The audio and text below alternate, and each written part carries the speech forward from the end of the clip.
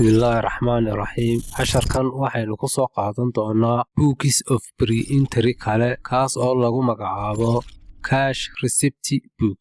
Haddii aynu xusuusanno Cash Receipt Book-ga waxaa lagu record gareeyaa lacagaha soo gala business-keena ee bank accounts-ka ku soo dhaca. Run ahaantiina waxaa loo isticmaalaa cash-ka soo gala business-keena ama banka la dhigo. Haddii aynu eegno Cash Receipt Book-ga qaabka uu u dhisan yahay waa qayb amba dhinac cash book-geena ka mid ah. Cash Payment Book-guna waa dhinaca labaad ee kale waxaynu ku arki doonaa casharka kan ku xiga insha Allah. Haddaba iminka aynu eegno Cash Receipt Book-ga waxaynu arkaynaa in uu table-kani aad ugu dhow yahay table-ladii hore ee Books of Pre-Entry aynu ku soo aragnay casharadii hore. Wuxuu leeyahay dateskii waa datekii uu helay bankeenu lacagta. Sidoo kalena waxaynu haysanaa narrative-kii oo inoo faahfaahinaya halkuu ka yimid waxa soo galay bank. Ma waxaynu samaynay cash sales kadibna waxaynu dhignay lacagtii banka. Ma waxaynu helnay other incomes kale oo laynoo soo dhigay bank account-keena taas oo noqonaysa income meelo kale aynu ka helnay. Waxyaabaha kalena waxaa ka mid ah Chris iyo Neil waad xasuusataan waxaanay ka mid ahaayeen credit customers-keenii aynu wax ku lahayn ee aynu ku soo boos garaynay sales day book-geena iyo sales returned day books-keenii. Marka waxaynu iminka doonaynaa in aynu qabanno waxyaabihii aynu casharadeenii hore ku soo aragnay. Waxaana ka mid ah waxyaabaha aynu doonayno in aynu record garayno casharkan waa receivable control accounts-kii iyo weliba subsidiary receivable ledger-kii sidoo kale. Tix raaci doonaa casharadeenii hore. Dhammaystiri doonana recordadii inooga harsanaa oo aynu soo xidhi doonana xisaabihii inoogu harsanaa receivable control accounts-kii si aynu u ogaano wixii laynoo keenay iyo wixii inaga maqan weli lacageeni. Haddaba inta aynan gelin hawsha Cash Receipt Book-ga waxaynu haysanaa cash sales. Waxaanaynu ka kala helnay lacagahan meelo kala duwan. Waxa aynu ku iibinay cash. Waxaa cash dayn aynu ku lahayn ku bixiyey credit customers. Waxaana sidoo kale lacagi inaga soo gashay commission aynu helnay. Waxaanay dhammaantood ay noqon doonaan income lagu record gareeyo Books of Pre-Entry-ga. Kabacdina waxaa lagu boos garayn doonaa banka totalka waxaanay isku mid yihiin sidii Books of Pre-Entry-gii hore oo kale. Waxaanaynu halkan ku haysanaa column uu ku qoran yahay bank. Halkanna waxa aynu ku record garayn doonaa totalka amounts-ka aynu ka helay bank. Halka hoose ee column-ka banka waxaynu ku haysanaa totalka lacagihii aynu ka helay banka wiigii ugu dambeeyey. Waana $3,062 iyo badh. Intaa kadibna waxaynu kala saari doonaa meelaha aynu ka kala helnay lacagahan iyo weliba sababta ay u soo gashay lacagtani bank account-keena. Ma waxa weeyaan receivables aynu ka helay Chris iyo Neil oo ahaa credit customers-keenii aynu ku lahayn lacagaha. Ma waxaynu ku helnay lacagta cash sales wax aynu ku iibsanay cash oo cash ahaan inugu soo galay. Waxaanaynu ku arki doonaa column-ka cash sales-ka. Xagga hoose ee column-kana waxaynu ku arki doonaa totals-kii cash sales-ka. Commission received waxay noqonaysaa other incomes kale oo aynu helnay. Marka receivables-ka iyo cash sales-ka iyo commission received-kaba waxaynu dhigi doonaa bank column-keena. Haddii aynu eegno column-ka ugu dambeeya ee Cash Receipt Book-ga wuxuu noqonayaa discount allowed. Haddaba maxaa lagu sameeyaa column-kan? Waxaa lagu sameeyaa column-kan waxyaabihii aynu ku heshiinay customerskeena ayaa columnkan lagu qoraa sida discount allowance-ka oo kale. Si aynu uga jarno, waxaynu ku boos garayn doonaa discount allowance-keenii aynu u samaynay customerskeena. Ma xasuusataan casharkeenii hore waxaynu ku soo sheegnay in customerka hore u bixiya lacagta in uu qaadan doono settlement discount marka uu bixiyo lacagta lagu leeyahay customerkaasi. Marka aynu ka helo lacagta customerka, waxaa markaa aynu kala ogaan karnaa in uu yeelanayo discount iyo in aanu yeelan doonin discount. Halkan waxaynu ku aragnaa in customer Chris iyo customer Neil ay qaateen settlement discount. Markaa waxaynu samayn doonaa column la yiraahdo discount allowed. Columnkan heshiiska lagu sameeyay wuxuu ina xusuusinayaa posting entry-gii casharkeenii hore ee sales daybook-ga ee aynu ku samaynay discount allowed-ka. Markaa waxaynu u soo samayn doonaa sidii aynu u samayn jirnay books of pre-entry-yadii hore oo kale. Waxaanaynu ku boos garayn doonaa main ledger-keena totalka. Mar kastana waxaynu ku boos garaynaa main ledger-keena totalka books of pre-entry-ga.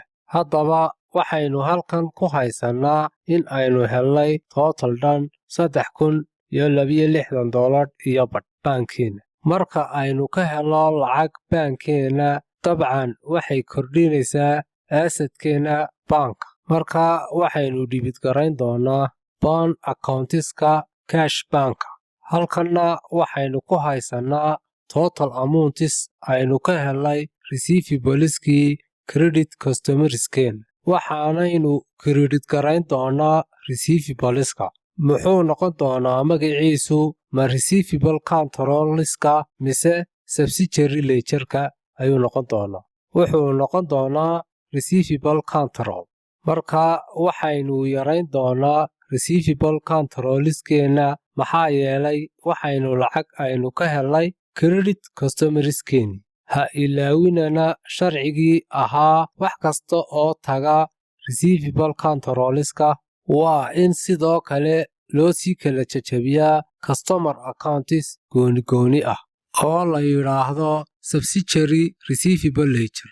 Markaa aynu credit garayno receivables control-ka totalkeena, waa in aynu credit garayno customer Chris accountskiisii. Sidoo kalena waa in aynu credit garayno customer Neil accountskiisii oo ahaa single entry. Hana ilaawina in aad sidan oo kale aad samaysaan. Waxaynu aragnaa in uu dhibidkeenu aanu weli la mid ahayn credit-ka main ledger-keena. Haddii aynu sii wadno boostiyada totalada aynu haysanno, haynu u nimaadno totalka cash sales-ka. Haddii aynu ka samayno sales-keena lacag, waxaynu dhibid garaynaa baanka. Sidoo kalena waxaynu credit garaynaa oo kordha sales income-ka ee statement of comprehensive income-ka. Waxaad aad uga taxadirtaa credit sales-ku waa marka uu customerku ballan qaado in uu bixinayo oo adna markaa deyn aad ku siiso. Waxaa lagu record gareeyaa sales daybook-ga waxaana lagu boos gareeyaa sales-ka totalka. Haddii aynu samayno cash sales-kana, halka aad ku aqoonsanayso sales-ka waa marka aad heshid cash-ka. Markaa credit sales-ku wuxuu ka muuqan doonaa sales daybook-ga waxaanaynu ku boos garayn doonaa sales-ka. Cash sales-kana waxaa lagu boos garayn doonaa cash receipt book-ga. Kadibna waxaa sidoo kale lagu boos garayn doonaa sales-keenii la bixiyey. Markaa waa in aad ka taxadirtid halkaa. Lama mid aha labadan credit totalkoodu weli totalka dhibidka baanka. Markaa waxaynu samayn doonaa waxaynu ku soo boos garayn doonaa totalka commission received-ka oo ah $15. Commission received waxaanay kordhin doontaa income-keenii statement of comprehensive income-ka. Commission received-ka waxaa loogu yeedhaa akoonka uu tegi doono other incomes waxaanaynu ku dari doonaa gross profit-keenna statement of comprehensive income-ka haddaba imika waxaad eegtaa haddii aynu isku darno saddexda credit totaliskooda waxay isku mid noqon doonaan totalka debitisk bank account-keena marka postinka mileagerkeenu waa isku mid imika trial balance-kuna wuu isleekaan doonaa haddii aynu ku samayno trial balance halka aynu imika marayno laakiin maxaynu ku samayn doonaa discount allowance-ka discount allowance-ku waa memorandum column sidii aynu horeba u soo sheegnay waxaanaynu ku boos garayn doonaa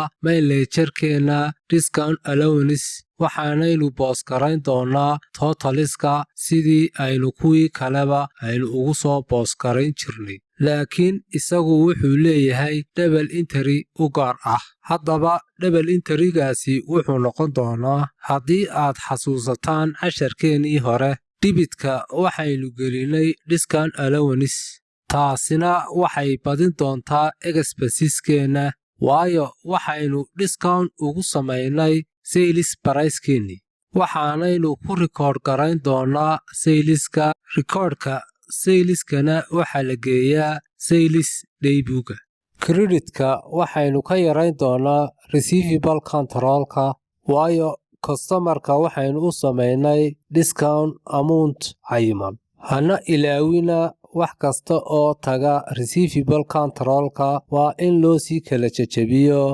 subsidiary receivable ledger marka waxaynu credit garayn doonaa customer crease account sidoo kalena waxaynu credit garayn doonaa customer nil account marka imika waxaynu soo aragnay mid kasta oo ka mid ah prim entry bookska oo xidhiidh la leh receivables-ka sida sales day bookska sales return day bookska iyo cash receipt bookska iyo sidoo kale journal contra entry-ga contraska marka ugu horeysa waxaa lagu rikoodh gareeyaa journalka kadibna waxaa la geeyaa receivable account-ka imika waxaas oo dhan waynu soo dhammaystirnay haddii aynu dib ugu noqonno rikoodhkii aynu hore u soo samaynay saddexdaa cashar rikoodhiskooda waxaa laga wara heli doonaa receivables-ka waxaanad xasuusataan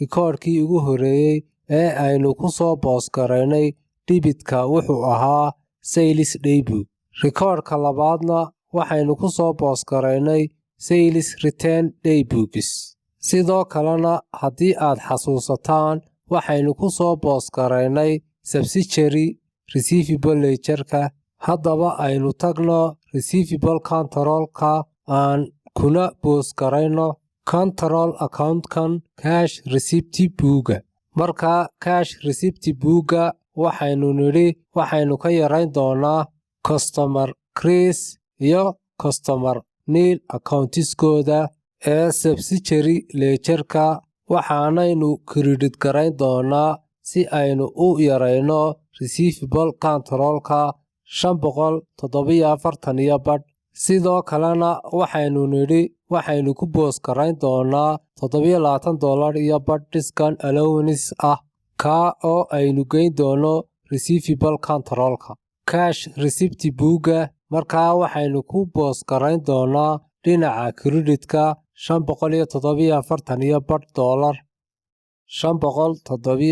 $547 waxaynu sidoo kalena ku boos garayn doonaa discount allowed kii aynu u samaynay credit customer-keena dhinaca creditka oo ah $27 imika waxaynu samaynay boostinkeennii markaa waxaynu dhammaystiri doonaa sidii loo samayn lahaa in la xidho akoonkan waxaanaynu aragnaa in debit-side-ku uu ka badan yahay uunu yahay $805 markaa wuxuu baalaska receivables-ka asset-keenu uu tegi doonaa credit side-ka balance carried forward-keena haddii aynu kala jarno amountiska debit side-keena iyo amountiska credit side-keena waxaynu heli doonaa balance carried forward keena oo noqon doona $172 iyo badh ka 172.5 kaasi wuxuu ka mid noqon doonaa opening balance-ka book forward keena ee uu ku bilaabmi doono xilli xisaabeedkeena ledger-keena sidoo kale sidaad ogtihiin waxaynu ku soo samaynay individual postingkii sales daybook-ga iyo sales return daybook-ga oo aynu ku soo qaadanay casharadeenii hore haddaba yaa weli soo bixiyey lacagtii aynu ku lahayn customer Chris wuxuu soo bixiyey $217 iyo badh sidoo kalena customer-nuna $330 waxaynu ku soo boos garayn doonaa credit-ka si aynu uga yarayno asset-keena lacagta la soo bixiyey CRB waxaynu u soo gaabsan doonaa cash receipt book customer Chris wuxuu soo bixiyey $217 iyo badh customer Neil cash receipt book wuxuu ku soo bixiyey oo aynu ku boos garayn doonaa credit-iska $330 marka imika halkan waxaynu ku soo boos garaynay lacagihii aynu helay laakiin ha ilaawina discount-nadii aynu u samaynay labadan customer waxaanaynu u samaynay labadan customer discounts kala ah $12 iyo badh oo aynu u samaynay Chris iyo $15 oo aynu u samaynay Neil marka waxaynu ku soo boos garayn doonaa subsidiary ledger accounts-ka haddaba waxaynu odhan doonaa discount allowed inaga oo soo gaabsanay discount allowed-ka customer Chris wuxuu noqonayaa $12 iyo badh customer Neilna discount allowed-kiisu wuxuu noqonayaa $15 haddaba imika waxaynu dhammaystirnay postingkii receivable control accounts-ka iyo subsidiary receivable ledger-kaba imika haddaba aynu balance garayno individual customer accounts-kan aynu u banayno meel aynu ku samayno balance carry forward-ka balance carry forward-ku waa balance-ka ku hadhay customer-ka ee aynu ku yeelan doono customer Chris debit side-ka waxaa yaala $287 iyo badh marka debit side-ka ayaan soo dhigi doonaa credit side-kuna la mid ayuunbuu noqon doonaa oo $287 iyo badh buu noqonaya marka lacagtii aynu ku lahayn receivable control accounts-ka ee ahayd $287 iyo badh customer Chris waxba laguma lahaa imika waanu wada bixiyey dhammaan invoice ayaynu u samaynay waxaynaynu siinay returns-kiisii kadibna wuxuu bixiyey lacagtii lagu lahaa waxaanaynu u samaynay discount marka customer Chris lacag kuma lihiin imika haddana waxaynu u iman doonaa customer Neilna wuxuu u eeg yahay in aanaynu lacag ku lahayn sidoo kale waayo ma laha closing balance customer Neil waqti dhammaadka sanadkan marka $172 iyo badhka control accounts-ka yaala Chris iyo Neil waxba kuma lihiin laakiin waxaa lagu yeelan doonaa customerska kale ee Carly iyo Ayman Carly waxba weli kumay bixin cash receipt book marka iyada waxaa lagu sii yeelan doonaa balance carry forward loo soo wareejin doono oo waxaa baaqi ku sii noqon doona oo lagu sii yeelan doonaa $115 taas oo balance book forward-ka loo soo wareejin doono oo dib loogu furi doono debit side-ka bilowga xilli xisaabeedka dambe amounts-ka aynu ku leenahay iyada waxaanaynu sidoo kalena eegi doonaa Ayman balance carry forward-ka loo soo wareejin doono ee aynu ku leenahay waa $750 iyo badh balance book forward-kaas oo aynu u soo wareejin doono oo aynu dib ugu furi doono xilli xisaabeedka soo socda markaa waa $750 iyo badh taas oo aynu Ayman ku sii yeelan doono marka guud ahaan receivables-ka aynu ku arki doono financial position-keenu wuxuu noqon doonaa $127 iyo badh control accounts-keena halka uu subsidiary ledger-kuna uu inaga caawin doono sidii aynu ugu kala garan lahayn sida aynu customerska ugu kala leenahay lacagaha inaga maqan uguna kantarooli lahayn go'aamada uu kumbanigu ka gaadhi lahaa lacagaha inaga maqan waxaan oo ah customer carely iyo customer imi marka aynu halkaas marayno marka waqtigii xilli xisaabeedka la gaadho waxaynu liiskarayn doonaa balansyada receivables-keena waxaanaynu double checking ku samayn doonaa si aynu u hubino balanskeenii control accounts-ka si aynu iskugu match garayno balanceska customer accounts-ka ee subsidiary ledger-ka marka waxaynu liiskarayn doonaa receivable balance-keeni customer crease kuma lihiin wax balance ah sidoo kalena customer nil kuma lihiin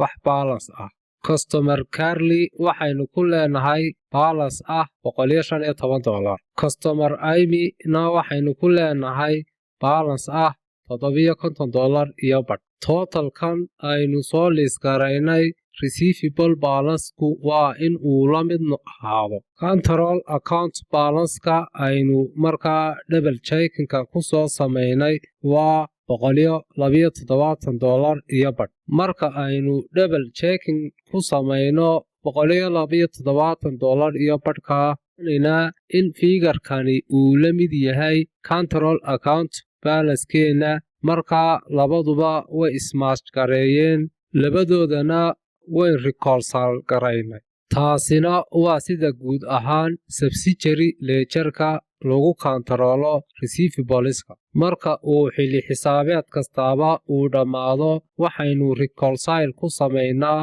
si aynu ugu jeegarayno una ogaano dhammaan receivable balance-ku in ay ismatch gareeyeen control accounts-ka si aynu u ogaano in aanay wax khalad ahi ku jirin xisaabteena marka waynu dhammaynay imika boostingkii aynu soo boostgaraynaynay waanay inoo saxan yihiin dhammaan haddii aynu xasuusanno casharkeennii accounting systemkii waxaynu ku soo rikoord garaynay diagram haddii aynu dib ugu yaro noqonno diagramka waxaynu halkan ku aragnaa in liiska receivable individual customer accounts-ka in lagu reconcile gareeyey manager-keena waxaana habka loo isticmaalaa oo lagu sameeyaa receivable control accounts-ka iyo payable control accounts-ka oo casharka inugu xiga noqon doona insha Allahu